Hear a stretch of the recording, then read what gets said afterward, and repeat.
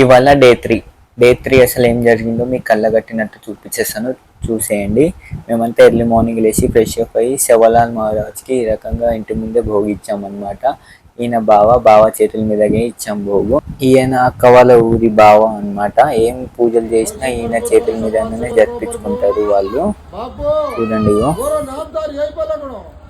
ఈ రకంగా ఇంటికాడ పూజలు చేసుకున్నాము. చేసుకున్న తర్వాత మేమైతే గుడికి వెళ్తున్నాము. గుడికి అయితే ఇక్కడున్న ఫ్లాగ్, ఇక్కడ ఒక నీళ్ళ కింద పూలు, కొబ్బరికాయ అట్లా తీసుకెళ్తున్నాము. ఒక మేకని కూడా అక్క మేక కోసింది. ఇక్కడ గుడి దగ్గర కోసుకున్నాము. ఈ రకంగా అంతా కోసేసి రిటర్న్ వచ్చేసాము. అయితే ఇది మా బంజారా స్పెషల్ కాలిబోటి అమ్మవారికి నైవేద్యంగా పెడతాము.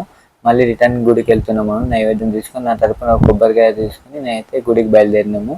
ఈ రకంగా గుడిలో రాగానే కొబ్బరికాయ కొట్టేసి అమ్మవారిని దర్శించుకున్నాను. మీరు కూడా చూడండి.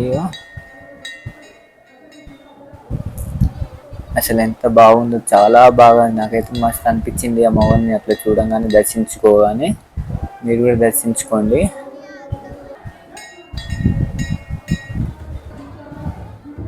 ఒకసారి ఈ గుడి మొత్తం చూసేయండి ఎంత ప్రశాంతంగా ఉందో. సర్లే, మేము అక్కడ నుంచి ఇంటికి అద్దె నుంచి నైవేద్యం తీసుకొచ్చాం కదా, ఈ రకంగా అమ్మవారి ముంగల భోగిస్తాం అన్నమాట. చూడండి, అమ్మవారికి తీసుకొచ్చిన నైవేద్యం ఇక్కడ పెడతాము. పెట్టిన తర్వాత మేమంతా మొక్కుకుంటాం అన్నమాట. మాకు మొత్తం చల్లగా చూడాలి. ఇదన్నమాట డే 3 గజస్తంభం పరిస్థితి జరిగింది. ఆ రోజు మేము ఏమేమి స్పెషల్ చేసుకున్నామో చూపిస్తాను. బగారా రైస్, చికెన్ కర్రీ, మా స్పెషల్ కారిబోటి, ఇంకేమో మటన్ కర్రీ, మా జొన్న రొట్టెలు, ఇదన్నమాట.